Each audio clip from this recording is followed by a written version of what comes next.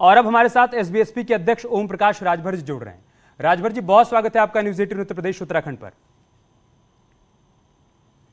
अब मेरा पहला सवाल आपसे यही कि अखिलेश यादव ने तलाक दिया और आपने कबूल कर लिया, क्या वजह रही तलाक देने की और कबूल करने की?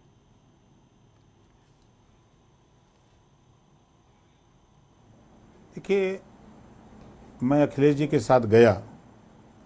जो जातियां उपेक्षित हैं आज़ादी के 75 साल में, जिसको खास तौर से वंचित, अति पिछड़ा व अति दलित अल्पसंख्यक कहते हैं, उनके हक अधिकार सम्मान की लड़ाई लड़ने के लिए गया।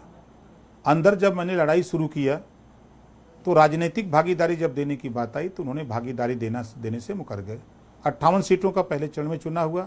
बड़ी संख्या में कश्यप, पाल, प्रजापति, सैनी, साक, माली, आरा, कर्कवंशी, बंजारा, बहेलिया, खंगार उस इलाके में रहता है। एक भी टिकट उन्होंने न कश्यप को दिया, न पाल को दिया, न प्रजापति को दिया। इस पे जब हमारी उनकी नोकझोंक हुई तो कहा दूसरे चरण में देंगे। जब दूसरे चरण में नोकझोंक हुई तो उसमें भी नहीं दिया। तीसरे चरण में नोकझोंक हुई, नहीं दिया। तो क्यों वोट देगा वो? तो मुझे ऐसा महसूस हुआ कि यहाँ भी वही हाल है कि सिर्फ अति पिछड़े, अति दलित यहाँ गुलाम नेता बनाए जाते हैं। अंदर वो जी हजूरी, चमचागिरी कर सकते हैं, समाज में जाकर के बाहर वो बोल सकते हैं, लेकिन अपने हक की बात वो नहीं कर सकते। आपने आज प्रेस कॉन्फ्रेंस में कहा कि 2024 में सब साफ हो जाएगा। अब ये बताइए कि 2024 के लिए क्या रणनीति है? क्या बीएसपी के साथ जा रहे हैं? और अगर बीएसपी ने आपको अपने साथ नहीं लिया तब क्या करेंगे? बनेगी, प्रयास तो हो। कोशिश करने वालों की कभी हार नहीं होती।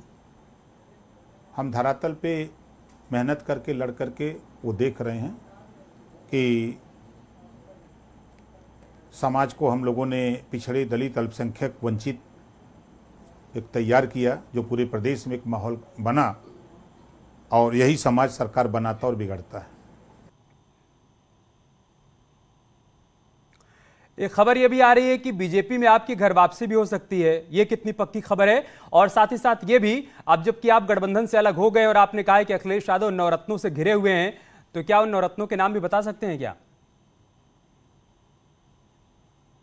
भाई देखिए, नवरत्न में एक भदौरिया जी आते हैं, टीवी पे बहुत बोलते हैं, जो अपना बूथ नहीं जिता सकते।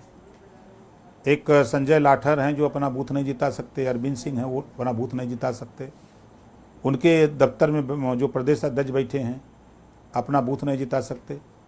वहीं एक राजेंद्र चौधरी जी हैं जो अपना बूथ नहीं जिता सकते। यही लोग तो सलाह नवरत्न लोग हैं।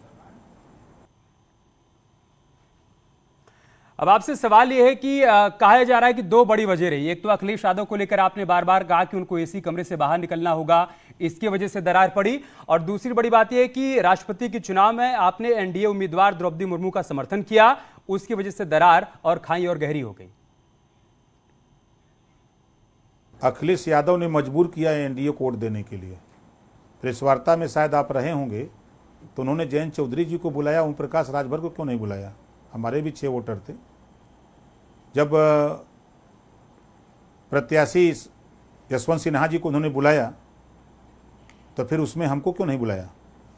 बैठक हुई तो उसमें क्यों नहीं बुलाया? डिनर पार्टी में हम ज़्यादा खा लेते, कहाँ, क्यों नहीं बुलाया? अखिलेश यादव ने मजबूर किया मुझे कि आप जाओ उधर, वोट दो। उनकी न बुलाने के कारण तब हम लोगों ने देखा कि भाई अब इधर बाबा साहब डॉक्टर अम्बेडकर की सोच पर, जो जाति व्यवस्था में सबसे निचली पायदान पे आदिवासी महिला प्रत्याशी है, तो हमको उसके साथ खड़ा होना चाहिए, क्योंकि वोट भी वो मांग रहे हैं और उनके लड़ने वाले सब वोट मांग रहे हैं, तो हम उधर चले गए। बहुत बहुत शुक्रिया आपका हमारे साथ जुड़ने के लिए और तमाम सवालों का बेबाकी से जवाब देने के लिए। और अब चर्चा की शुरुआत करते हैं। हमारे साथ खास मेहमान भी जुड़ चुके हैं। राकेश त्रिपाठी जी हमारे साथ जुड़ चुके हैं, प्रवक्ता हैं भारतीय जनता पार्टी के। अनुराग भदौरिया जी हमारे साथ जुड़ चुके हैं, प्रवक्ता हैं समाजवादी पार्टी के। दीपक मिश्रा जी हमारे साथ जुड़ चुके हैं, पीएसपीएल के प्रवक्ता हैं। और मनीष गुप्ता जी भी हमारे साथ जुड़ चुके हैं, आप राजनीतिक विश्लेषक हैं। अनुराग जी, मैं शुरुआत आपसे करूंगा, क्योंकि तलाक कबूल करने वाले से पहले तलाक देने वाले से सवाल करना चाहिए। ये तलाक हुआ क्यों, अनुराग जी? देखिए, एक चीज आप मान के चलिए कि जब आदमी को आदत हो जाए सिर्फ बोलने की, कि हम अति पिछड़े की बात करते हैं, हम दलित की बात करते हैं, वंचित की बात करते हैं, भागीदारी की बात करते हैं, तो उनकी जो भागीदारी होती है उनके बेटे के लिए होती है, बस जनता के लिए नहीं है। उनके बेटे को कैसे एमएलसी मिल जाए, उन्हें कहाँ मलाई मिल जाए। तो वो दरअसल में राजभर जी का जो शरीर है, उनके अंदर में शरीर तो उनका अति पिछड़ा है और वो बात भी करते हैं, लेकिन उनके अंदर आत्मा घुस जाती है, किसी की सत्ता दल की आत्मा घुस जाती है। और आत्मा अंदर घुस के उन्हें परेशान करती है, बेचैन करती है, कैसे सत्ता की मलाई मिले, कैसे हम सत्ता में जाएं, कैसे हम सत्ता के अंदर शामिल हो जाएं। तो आत्मा उन्हें इतना तंग करती है कि वो बेचारे छटपटाने लगते हैं। उनकी गलती नहीं है, वो आत्मा की गलती जो उनके अंदर घुस जाती है। वो तो छटपटाते हैं, लेकिन आत्मा उनको छोड़ती नहीं है, शरीर उनका उनको पकड़े रहती है। अभी आत्मा तो भाई झाड़ फूक से ही जा सकती है, वैसे तो जाती नहीं है। अब वो झाड़ फूक उनकी क्या है, सत्ता सुविधा है या ये हो सकता है शायद। देखिए आप बात क्या करते हैं, आप खुद तो अभी आप उनसे पूछ रहे थे, तो क्या कहीं रास्ते में खड़े थे, क्या कहाँ खड़े थे, कहीं एसी में बैठ के तो अपनी बात कह रहे थे ना, आपने भी देखा होगा। और जब वो गाड़ी में चलते हैं तो क्या खुली जीप में चलते हैं क्या, या बैलगाड़ी में चलते नजर आते हैं? हमने तो बैलगाड़ी में चलते नहीं देखा उनको, वो भी गाड़ी में चलते हैं ना, इसी की गाड़ी में। तो बातें जो करते हैं उससे ठीक उल्टा दिखाई पड़ता है। हम समाजवादी लोग सामाजिक विचारधारा पे बात करते हैं, जो सामाजिक विचारधारा हमारी एक विचारधारा है, और विचारधारा में सत्ता नहीं देखी जाती।